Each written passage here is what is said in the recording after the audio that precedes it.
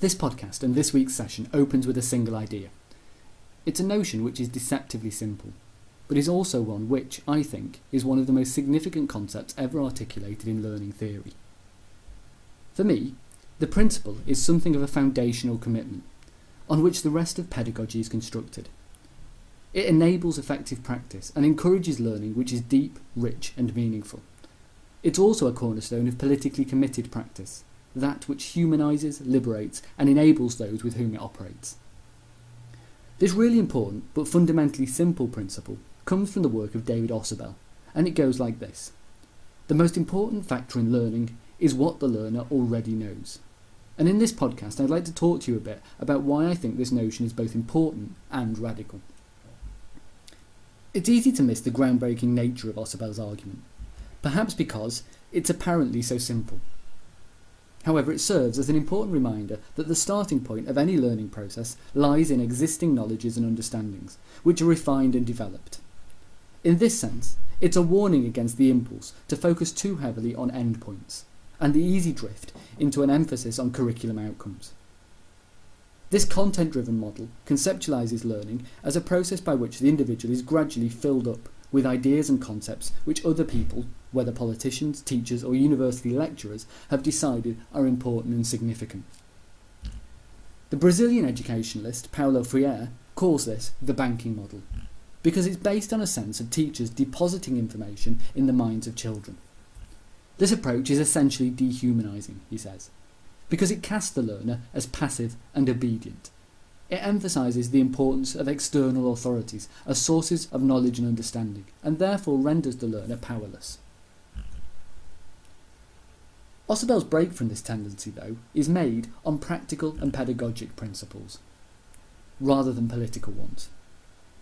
Put simply, he suggests that this isn't the way that learning works, and it isn't how concepts and ideas work.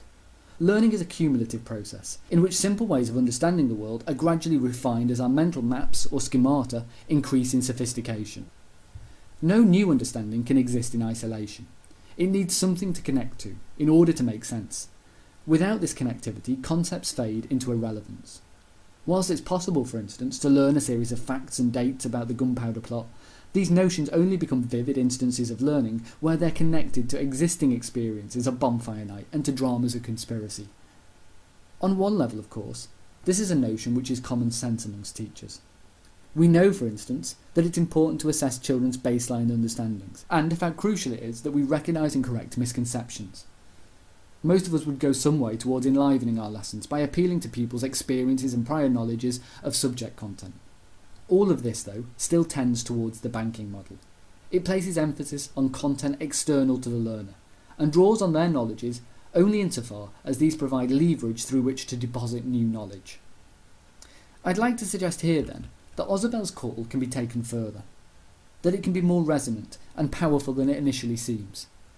If we're to take it seriously, then we must consider children holistically, and recognise that what they already know branches far beyond precursory understandings of curriculum subjects. We should recognise that children bring with them rich and vibrant bodies of experience, understanding and interest, and we should interrogate the ways in which education and we as teachers celebrate some aspects of this and marginalise or stigmatise others. And we should explore the impacts and lost opportunities of this. This session, then, builds on ideas established in those which it follows. And in particular, we're concerned here again with the notion of culture, with the cultural mismatch between in-school and out-of-school understandings, and the potential of greater alignment between the two. However, where, in previous sessions, we focused on culture as a general concept, the behaviours and expectations which underpin the home and the school, here our focus is more specific. We're interested in culture as sets of experience and understanding which are seen as legitimate or otherwise by society and the groups within it. In the context of school, then, our focus here is with the curriculum. And we might adopt a rudimentary definition here of this as a set of knowledges and understandings which have been deemed to be significant, and which therefore all children should experience and engage with in education. When we talk of education in this way, we are in part referring to the official curriculum, which consists of the formal knowledges which have been laid out as stated aims by the education system and by schools. In the British context, the national curriculum, a government document, weighs heavily here.